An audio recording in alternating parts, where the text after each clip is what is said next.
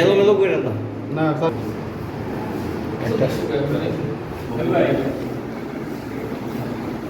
তাহলে এদিকে আপনার কি হয় সামনে ল্যাপটপ এর ভিতরে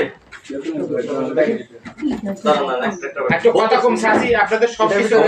আমরা পুলিশের লোক আমরা আপনাদের কি জন্য আনছি সবকিছু বলবো ল্যাপটপ এখানে আমাদের কাছে করতে দেন আমরা খোলো না চেনটা খোলো এটা হইছে প্রিন্টারটা হ্যাঁ এটা ল্যাপটপ এটা আচ্ছা দোকান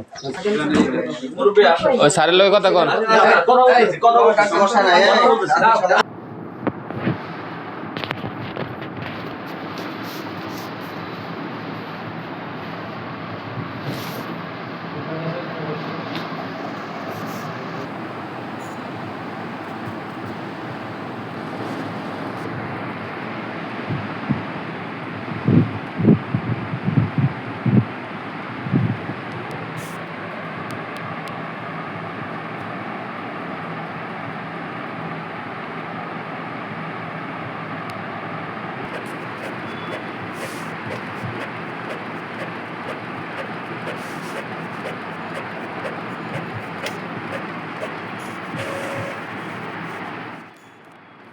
পুলিশের গতিবিধি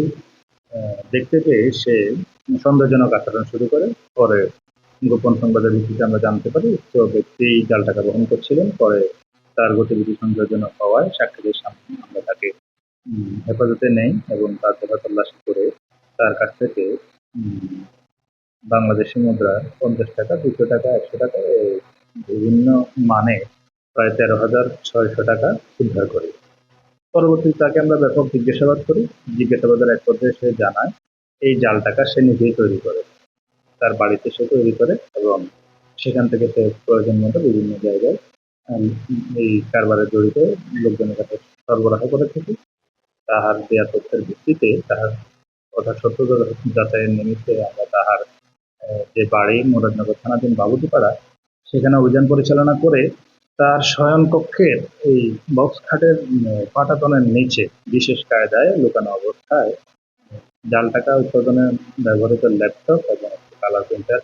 পাই এবং তার নিজ হাতে বের করে দেওয়ার মধ্যে সাক্ষীদের সামনে জব্দ তালিকার মোতাবেক 13টা 20 ঘটিকার সময় জব্দ করি।